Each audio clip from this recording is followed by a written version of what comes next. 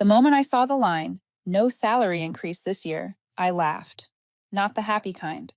The kind of laugh that slips out when you realize you have been talking to a brick wall for 12 years.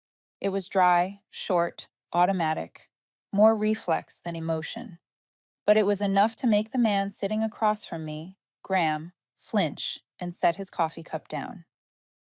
I am Marion Cole, 46, a data security specialist at Lakefront Federal Bank in Chicago. I have worked here for 12 years, in a room filled with monitors streaming system logs, alarms, and those red warning lines nobody ever wants to see except me. I am the one they call at midnight when the firewall panics. The one who gets an urgent email at 7 in the evening on a Friday that says, "Marion, can you take a quick look?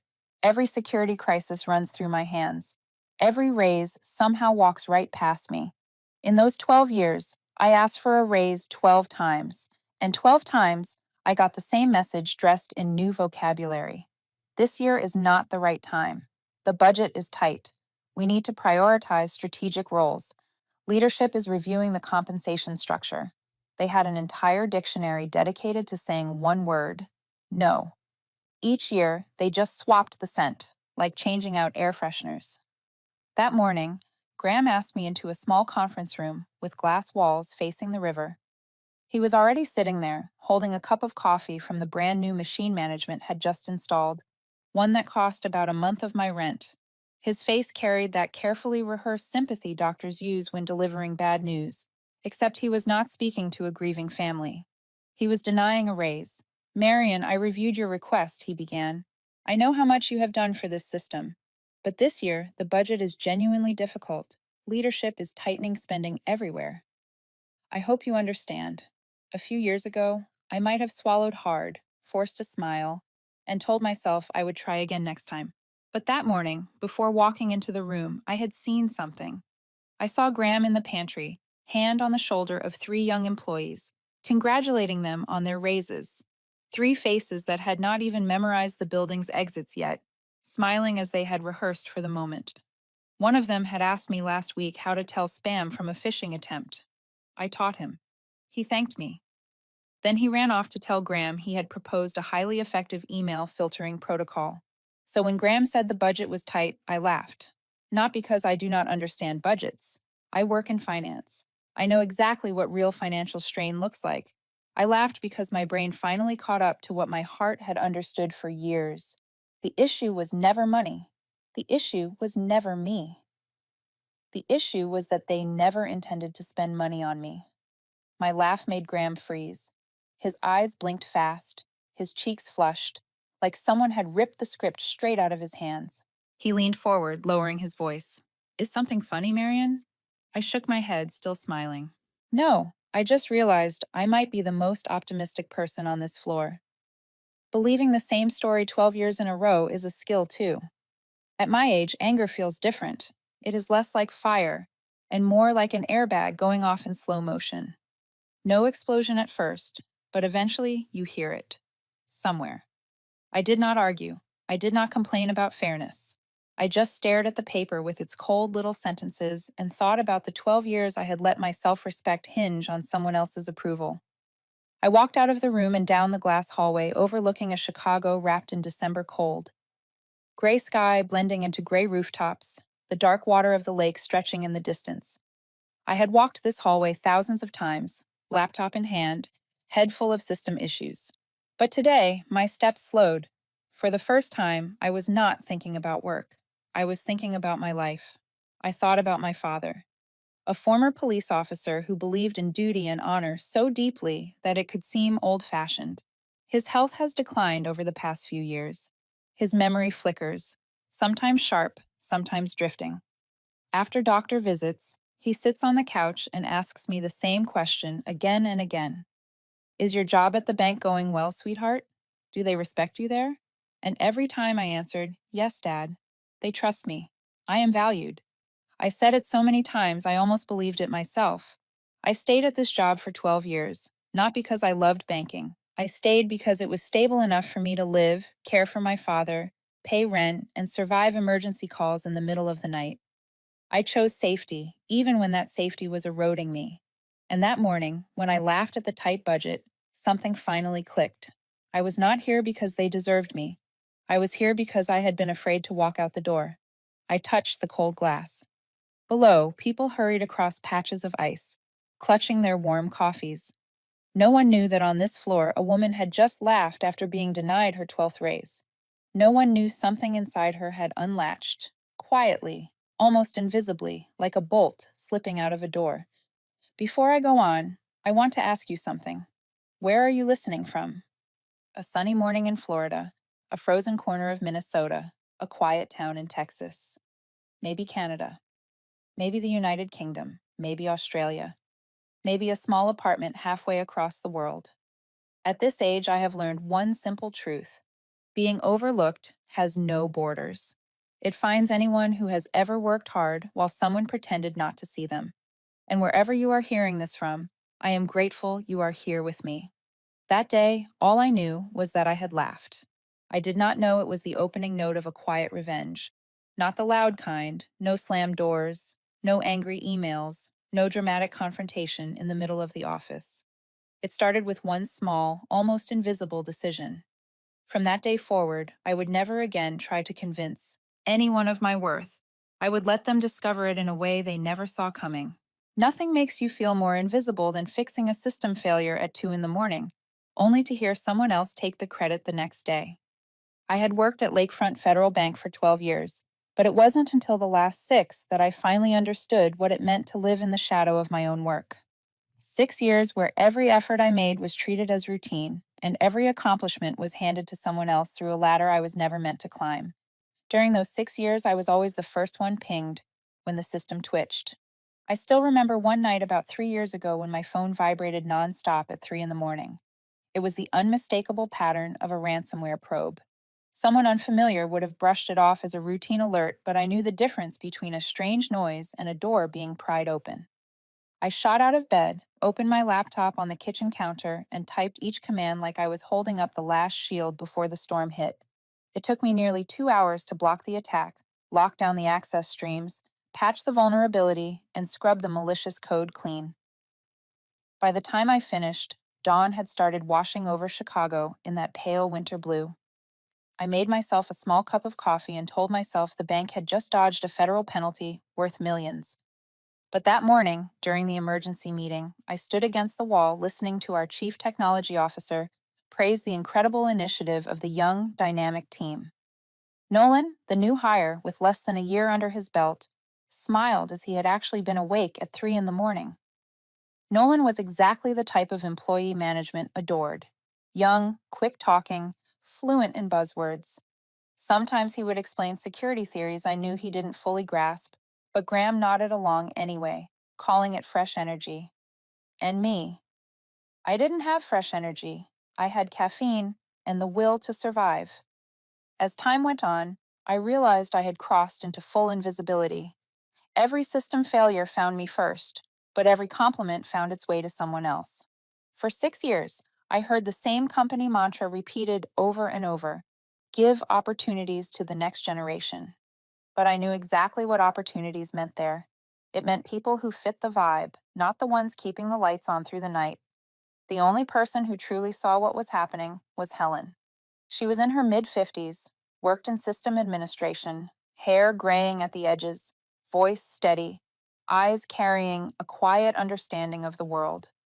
One night when I stayed late, she set a small box of pastries on my desk, sat down, and told me they're using you like a fire blanket, Marion. The house catches fire and they call you. But when the walls stay standing, they swear they built them with their own hands. I laughed softly, not because it was funny, but because it was painfully true. Helen wasn't someone who talked much, but when she spoke, she never missed. She told me, "You're good. You're just standing in the wrong room." I didn't respond, but that sentence followed me for months. A few weeks later, I came home late again. My father was sitting in his old recliner, watching his usual news channel. When I walked in, he looked at me for a long moment and asked, "Work okay, kiddo?" I answered the way I always did. "It's fine, Dad." He nodded, but this time he didn't turn back to the screen. Instead, he asked, slower, gentler, as if he had carried the question for a while, "Do you think you deserve better?" I froze in the doorway, still holding my takeout box. It wasn't a sharp question. It didn't accuse or push. It was just a simple question from a father who had seen his daughter come home exhausted for far too long. But it hit harder than any meeting, any rejection. I had spent 12 years in that bank, but those last 6 taught me the clearest truth of all. Some environments will never see you, even if you are standing in the middle of the room holding the entire system on your shoulders. And those 6 years in the dark were exactly what prepared me for the moment I laughed in that conference room on the morning everything changed. Because sometimes when invisibility lasts too long, it creates something else, a crack. And through that crack, the light finally gets in. I used to think revenge had to be loud, but silence, used at the right moment, scares people far more. After 12 years at Lakefront Federal Bank and 6 years buried in the shadow of my own work, I had learned one thing clearly. Here, if you raise your voice, they call you emotional. But if you go silent, they start to worry. Because the silence of someone who once held the entire system on her shoulders is never without reason. The night I laughed in that conference room, I did not sleep right away. I sat on the living room floor, my back against my father's old recliner, opened my laptop, and stared at the blank screen. I knew exactly what I needed to do, and for the first time in years, I was not afraid. I was simply too tired to keep living the same way, and far too clear headed to walk out without preparing. My plan stretched over 6 months. No drama, no open rebellion, no sabotage. Just preparation for the cleanest exit possible, leaving behind a space only they could measure. And I knew that if I did it right, that space would frighten them more than any goodbye ever could. The first step was documenting everything I knew, but not the kind of documentation that gets uploaded to company folders and stolen for someone else's credit.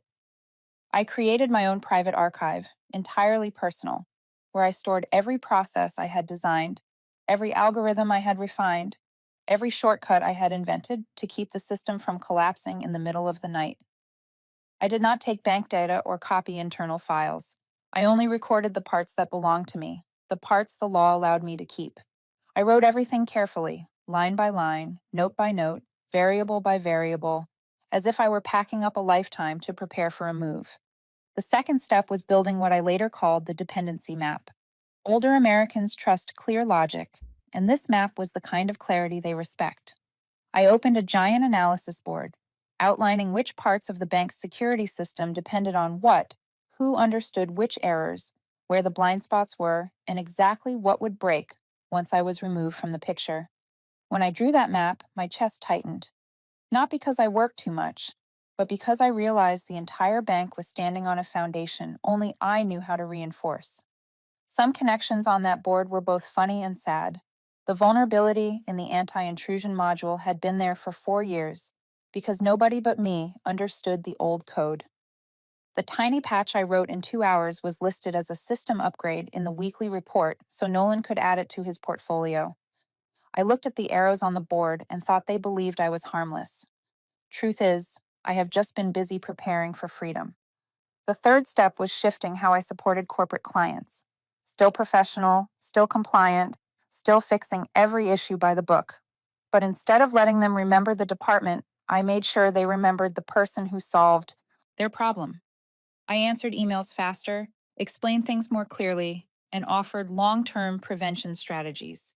Within a few weeks, I received 3 thank you letters sent directly to my personal inbox. Not thanking the bank, thanking me. The fourth step was reviving the risk assessment software I drafted 4 years earlier. Back then, I did not have the time to finish it, and leadership did not care because the idea wasn't theirs. I reopened the old code and read it like rereading an old journal. I spent 1 month debugging, adding features, making it smoother, faster, and smarter. No one at the bank knew what I was doing because I worked on it after hours, using only my personal time and knowledge. It was my product, and I knew that someday it would be the foundation of my new path. The final step was emotional distance, harder than all the others. Not because I still loved the place, but because I had spent too many years tying my worth to my work. From the day I began my plan, I practiced not reacting. Whatever Graham said, I simply smiled. When Nolan took credit for things I built, I did not correct the record. I stopped speaking up unnecessarily, stopped trying to fix things that were not mine to fix, and stopped proving anything to anyone. If I had spent years keeping everything upright, then now I let things stand on their own, or fall on their own. Some of the engineers eventually noticed the shift. They thought I had softened, that I argued less, moved more slowly, saved them less often than before. But the truth was, I was not slowing down. I was simply done rescuing things that were not worth saving. People only noticed the noise when I stopped. But when I worked, everything stayed quiet. And that quiet was something they had taken for granted for far too long. 6 months passed slowly but steadily. Nobody knew I already held every piece of my escape in place. A path I told no one about, not even Helen, not even my father. But it grew inside me every day, like light spreading through a dark room. And I knew that when the 6th month ended, I would walk away. No pleading, no negotiations, no grand speech. Just me stepping out and leaving them inside the space I had held together for far too long. What unsettled them was not my anger. It was the moment I started smiling. Not a warm smile, a thin, thread-like curve that appeared every time I caught someone trying to guess what I was thinking. I used to react, used to explain, used to push for fairness. But once I set my 6-month deadline to leave, I no longer needed any of that. And that shift alone made the office tremble lightly, like water quivering before something larger rises to the surface. Graham was the first to notice. He never said it directly, but the signs were obvious. Sensitive projects used to land on my desk. Lately, he began assigning me what he called support tasks, lighter work, less pressure. The kind of lines that sound caring but actually mean one thing: my role was shrinking. I saw it immediately. But instead of reacting or questioning why, I just nodded and smiled. That silence unsettled Graham. He was used to hearing me ask questions. When I stopped asking, he had no idea whether I was withdrawing or preparing. To test how replaceable I was, Graham pushed Nolan to take over the core of the monitoring system. Nolan had the confidence of someone who had never seen real consequences. He loved buzzwords, trends, and presentations. But code is not a slideshow. And his first test arrived sooner than I expected. One afternoon, the system flagged inconsistent alerts. Nolan insisted it was a visual glitch and disabled several rules he found too sensitive. That night, a third-party test slipped through without the correct layers blocking it. Not a real attack, just an evaluation. But the report spelled it out clearly. Lakefront's system was slow and missing critical defenses. That document went straight to the people Graham had spent years trying to impress, and they were not pleased. That evening, Helen stopped by my desk and set down a cup of tea. She looked at me for a moment before saying, "They are scared, Marion. Managers never know what to do when the strong ones go quiet. Quiet from someone capable is never normal." I laughed. I was not trying to be dramatic. I was simply done cleaning up messes for people who never valued the work. I still did my job, but I did not jump in before being asked. I did not fix what others broke before they noticed. I did not sprint toward every fire just because it was there. I spoke less, moved more deliberately, and my output doubled. Every action was precise. Every decision is intentional. And most importantly, I kept my emotions behind a wall, thick enough that nobody could read through it. That change rattled Graham. He could not call me irresponsible because I still delivered flawlessly. He could not reprimand me because I made no mistakes. So he chose another tactic: rewriting the narrative. One day, walking past a meeting room, I overheard him telling the chief technology officer that I was skilled but slow to adapt to the team's new style.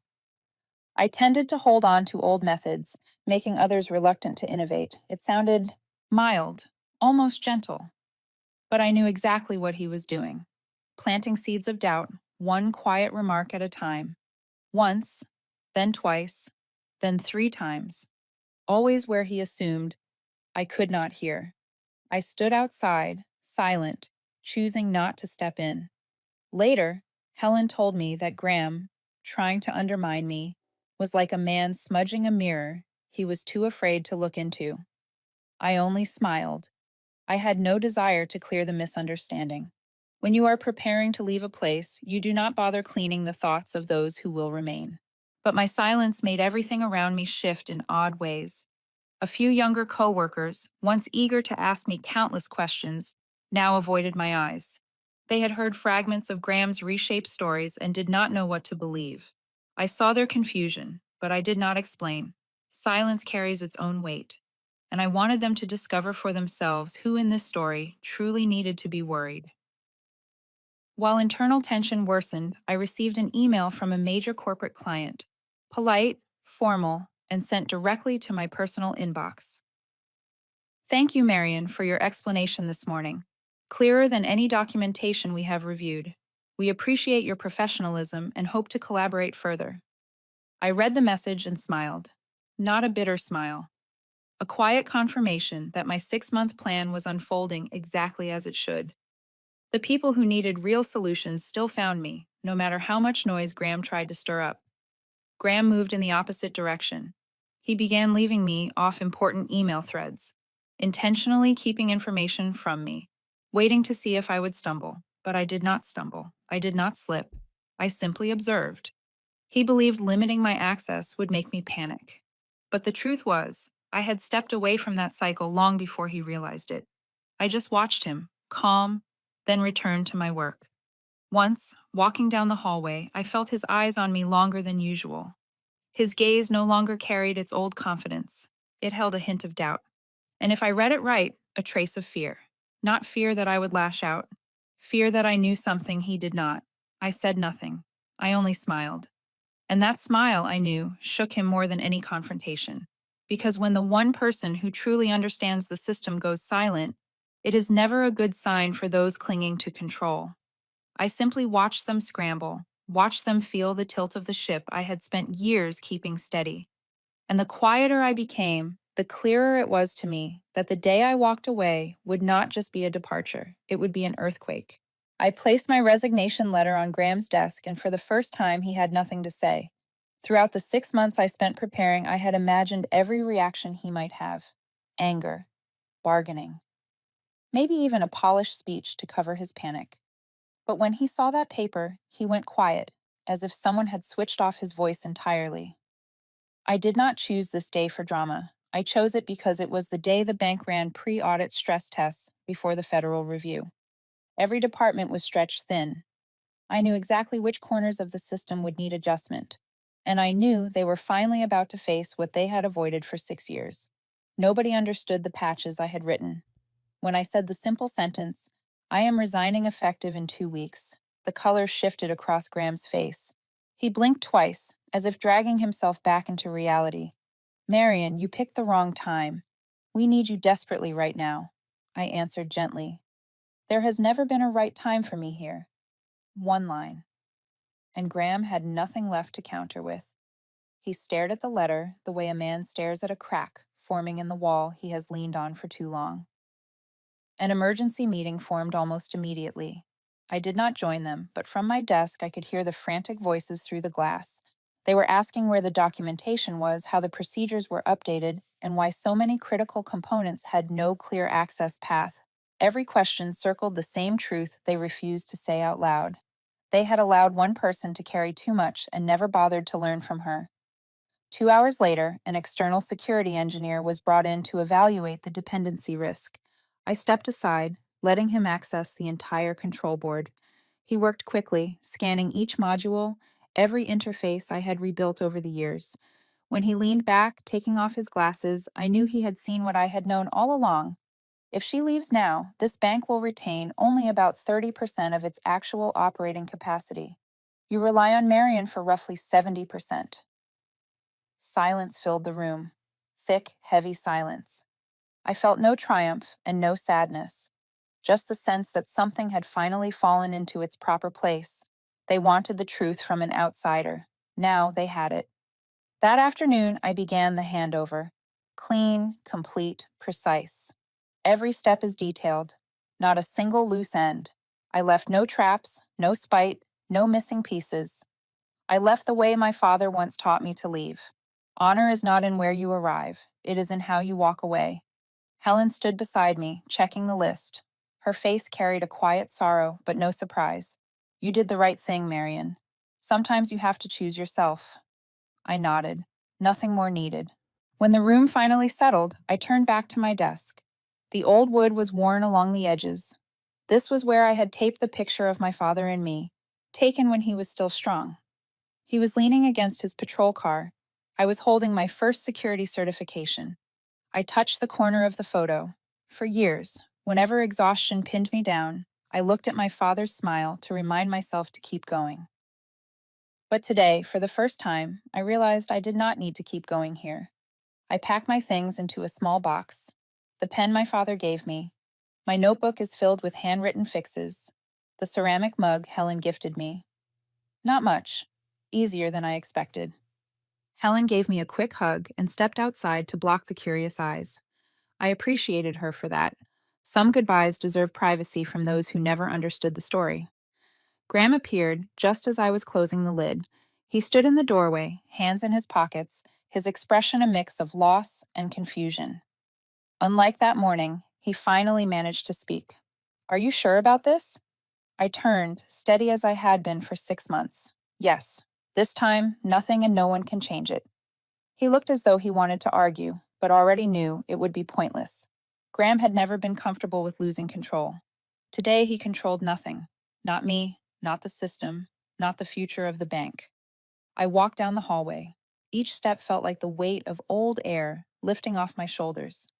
When the building doors opened, the cold Chicago wind rushed across my face. And yet, I felt warm. Maybe because for the first time I was breathing like someone free, not someone bracing for more responsibility. I paused on the sidewalk. People passed by, busy with their own lives, unaware of how significant this moment was. I looked back at the building for a second, then turned away, not to erase the years behind me, but to acknowledge that I had finally stepped beyond them. My heart felt heavy knowing I had left a part of my life behind, but light enough to know I no longer owed this place anything. I understood clearly now. The day I walked out was the day the bank began the journey I had foreseen 6 months earlier. A journey where it would finally face everything it had denied. As for me, I had stepped into a new chapter, one where every decision belonged to me, not shaped by budget season promises or half-hearted praise. When I walked away, I was not seeking revenge. I was seeking the truth. And the truth is this: sometimes leaving at the right moment is the most beautiful silent victory a person can choose. I had prepared myself for the bank to struggle after I submitted my resignation, but I did not expect the unraveling to happen so fast. Within 2 weeks, every polished layer they had painted onto the system began cracking almost at the same time. The first trouble came from Nolan. Only a few days after I resigned, he decided to optimize the alert system. I heard he disabled several rules I had set to high sensitivity, saying he wanted the dashboard to look cleaner so the auditors would find it easy to read. Graham agreed immediately, thinking a neat interface would convince the federal auditors that they had solid risk controls. But in cybersecurity, the things that look clean are often the things most dangerous. During the major pre-audit test, when every department gathered to showcase their incident response, the system suddenly showed abnormal latency. A vulnerability that had existed for years, patched only by the monitoring layers I built myself, was reactivated. Nobody understood why, but I did. Alerts had been muted, and the monitoring procedures were never properly taught. The third-party test unit sent its report right away. Within an hour, the Federal Audit Division sent an additional request, demanding proof of protective layers, response protocols, and documentation for risk control capability. These were things they had requested for years, but leadership always believed they could talk their way through. This time, talking would not save them. I knew it when I saw Helen walk to my desk, set the request down, and whisper, "Marion, no one here knows how to answer any of this." That afternoon, another emergency meeting. I was not present for most of it, but when I was called in at the end, I saw the tension on every face. Nolan stared at his laptop as if scrolling fast enough would cause answers to appear. Graham avoided eye contact. The legal team kept asking the same question: who approved the changes to the alert system? No one spoke, and that silence was louder than any accusation. I stayed fully professional, answering only what was mine to answer, adding nothing more. I knew they wanted me to explain on Nolan's behalf, but doing that now would be the same as reopening every slight they had dismissed. I simply stated the facts with no emotion attached. The second issue surfaced 2 days later. A major corporate client experienced a series of irregular login attempts. Not a real attack, but enough to worry them. They called support, only to be bounced around because the team no longer knew where to search after the system had been optimized. That evening, I received a brief email from the client's technology director. Only 8 lines, but every line said enough. We noticed the bank's response is not the same as before. Marion, are you still handling this? If not, do you provide independent consulting? I read the email 3 times. Then I replied with the tone of someone who had stepped through a door and had no intention of stepping back. I will leave my current role shortly. After that, I may consider independent consulting if needed. I sent the message and leaned back in my chair, not out of excitement, but with a strange feeling, like fastening the seatbelt on my own life for the first time instead of fastening it for someone else's. The next day, Graham did what everyone expected. He blamed me. In the meeting, he said my departure at the wrong time created a gap, that the system exposed weak points because I did not hand over sufficiently. Helen, who usually sat quietly in such meetings, placed her hand on the table and spoke clearly, each word like a marker. Graham, she handed over more clearly than anyone I have ever seen. The real problem is that you let one person carry the entire system for 6 years without building a team. Do not push responsibility onto someone leaving because you did not do your job. The room froze. Even Nolan did not lift his eyes.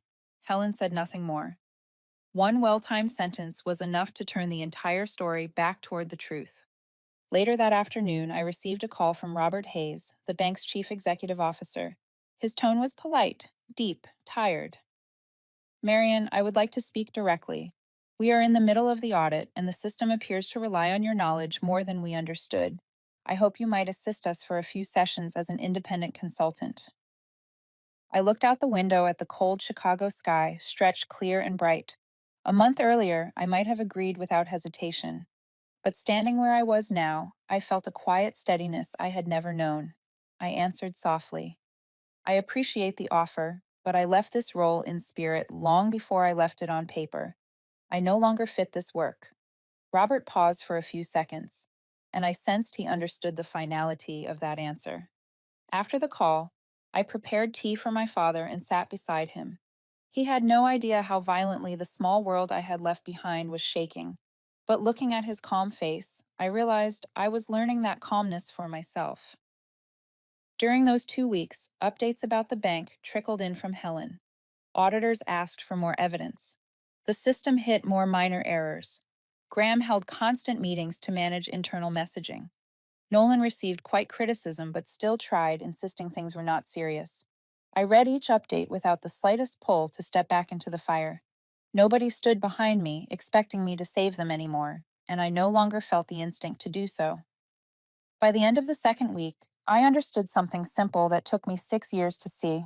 It was not my departure that caused chaos. It was the fact that they had built everything on the shoulders of someone they refused to acknowledge.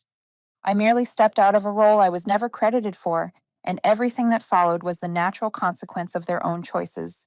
For the first time in years, I felt something bright and unexpectedly light inside me. Not because they struggled, but because I was no longer tied to fixing cracks I did not create. I simply observed, silent, and let everything fall into the place it should have fallen long ago. The day I signed my first contract, I realized I had spent far too long living in a room without light. Not real light, but the kind that makes a person feel they have a future, that they have the right to lift their head, the right to choose where they belong. For 6 years, I worked as if the whole ceiling could collapse at any moment, and I had to hold it up with whatever strength I had left. But that morning, when I put my pen to the first consulting agreement for North Shore Risk and Security, it felt as if someone had finally opened the door I had spent years pressing my shoulder against. I founded the company just 2 weeks after leaving the bank. No ribbon cutting, no champagne, no speeches. Just me, my old laptop, and a name I thought of on a windy Chicago night.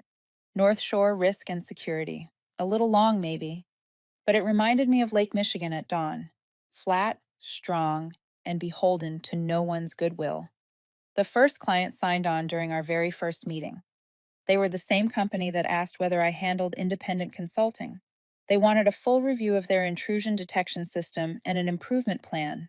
When they said, "We trust your thoroughness," I realized I had forgotten how light trust feels when it lands on your shoulders gently instead of weighing you down. Within 10 days, two more clients signed. A marine transport company in Texas that had worked with me through the bank, and a medical facility in Wisconsin whose technology director had met me at a conference last year. 3 contracts in 10 days. No advertising, no gimmicks. Just one simple truth. They knew I worked with clarity. And clarity, it turned out, was more valuable than any polished promise. I knew I could not do it alone forever. The first person I called was Helen. We met at our usual cafe on Clark Street. She arrived with her familiar calm, gray hair tied neatly behind her head. When I told her I wanted her as our project manager, Helen laughed. She said she thought her time had passed. I told her, "Helen, your time never passed. People just never knew how to use you." She nodded once, a small nod, but enough to show she knew I meant it. And just like that, Helen became the second member of North Shore. The third arrived in a way no one would expect. An older veteran named Raymond. I met him through a client referral. He had served in an information security unit in the military and after retiring, spent years fixing small computers in his neighborhood. When I asked why he wanted to return to cybersecurity, he answered with one sentence: "Because I want to work with someone serious."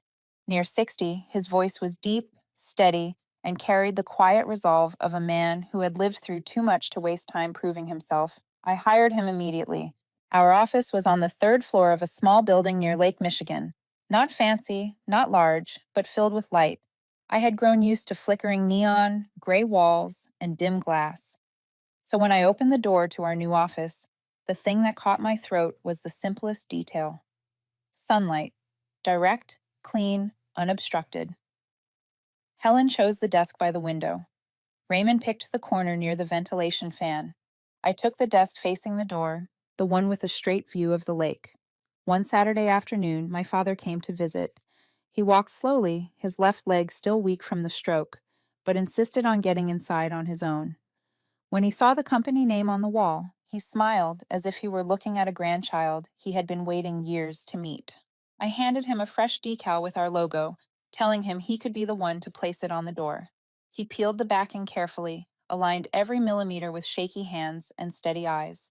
When he pressed it onto the glass and said, "Looks good, kiddo," I had to turn away to hide the smile and the wave of emotions I was not ready to sort out. Work unfolded in the way I once thought existed only in books. No office politics, no quiet sighs at the end of a hallway, no one rewriting someone else's words. When clients needed something, we handled it.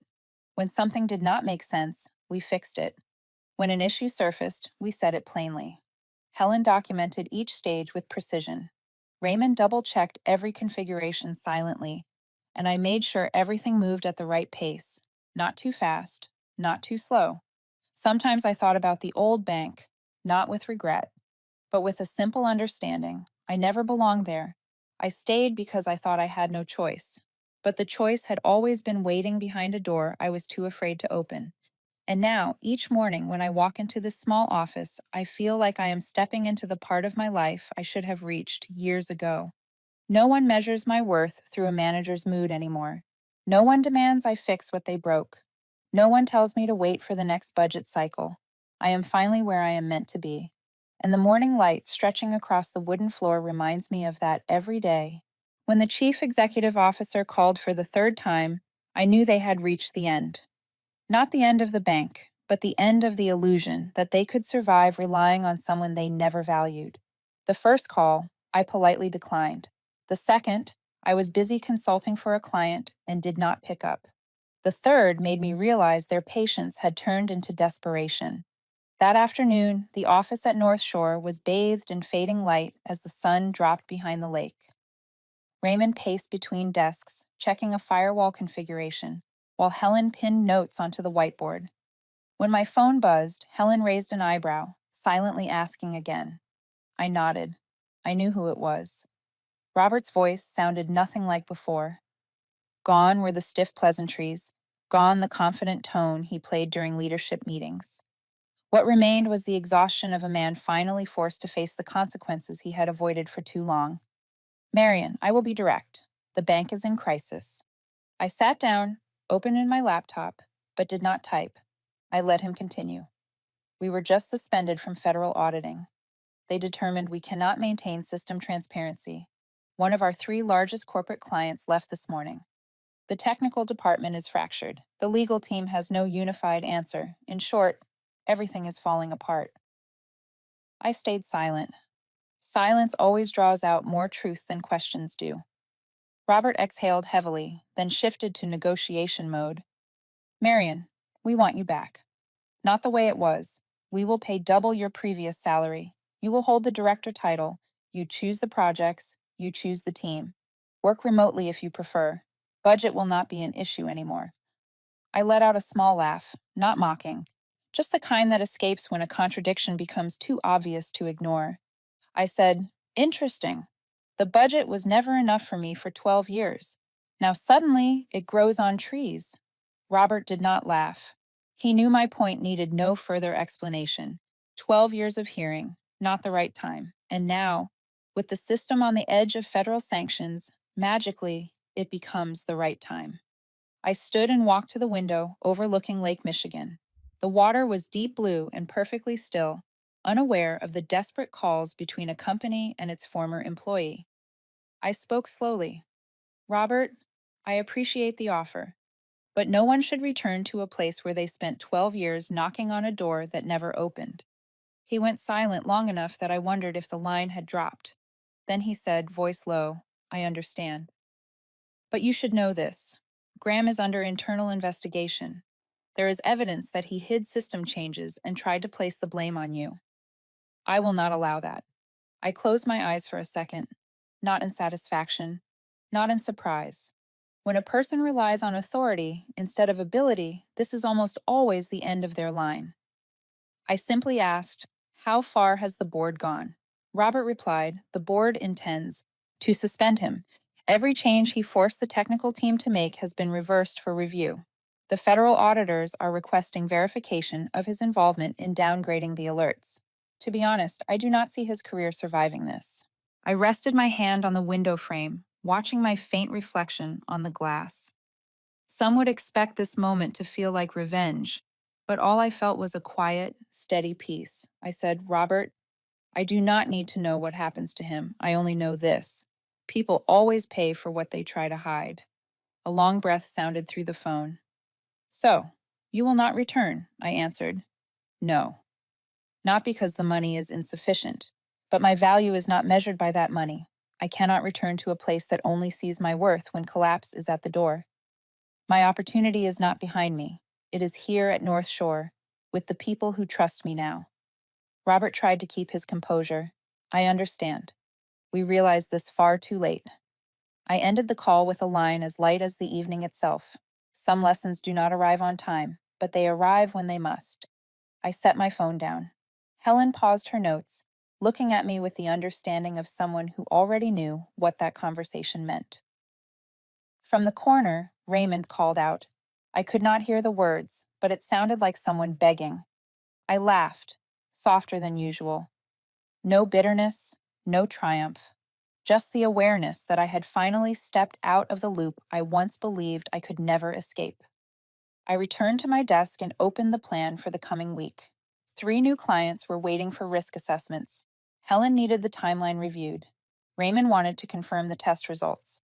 Outside the window, the lake shimmered in the evening light. The past could knock 3 times, but I no longer owed it a single answer. North Shore was where I stood now, and for the first time in 12 years, I knew I was exactly where I was meant to be. I once thought revenge was the moment they fell to their knees, asking me to come back. But the truth is, real revenge is when I no longer need them at all. One day I sat alone in my office, watching the morning light stretch across the wooden floor like a thin ribbon, and realized I had stopped thinking about the old bank entirely. No bitterness, no sting, no wondering why they had never seen my worth. It all felt like an old room I had lived in for too long, long enough to forget there was sunlight outside the window. North Shore risk and security grew faster than I ever expected. A few months earlier, it was just me, Helen, and Raymond, gathered around a single table shimmering with reflections from Lake Michigan. Now we had 14 employees. Some had been underestimated at their old jobs. Some had been told they did not fit the culture. Some had been ignored because of age. Watching them work, I saw the truth clearly. The problem had never been them. The problem was simply that they had been standing in the wrong place. I did not run North Shore the way the places I used to work were run. No one stayed late unless it mattered. No pointless meetings. No taking credit for someone else's work. Helen managed projects the way someone tends a garden, knowing who thrived with guidance, who needed time, and who needed to be heard. Raymond trained the technical team with a calm I had never seen in younger leaders, steady and patient, never shouting, never judging. And I learned something. When a person is respected, they work as if the work itself deserves respect. Some evenings, when everyone had gone home, I looked at the risk dashboard the team had built from scratch. Clean, sharp, organized. No messy patches like the ones I used to fight with alone. It made me proud that they were skilled, but even prouder that none of us worked in a place where one person had to hold an entire building on their back. Now and then, news about the old bank reached me, not because I asked. Chicago is simply smaller than people think. Lakefront Federal Bank downsized twice in 6 months. Technology projects were frozen because the audit restrictions were still in place.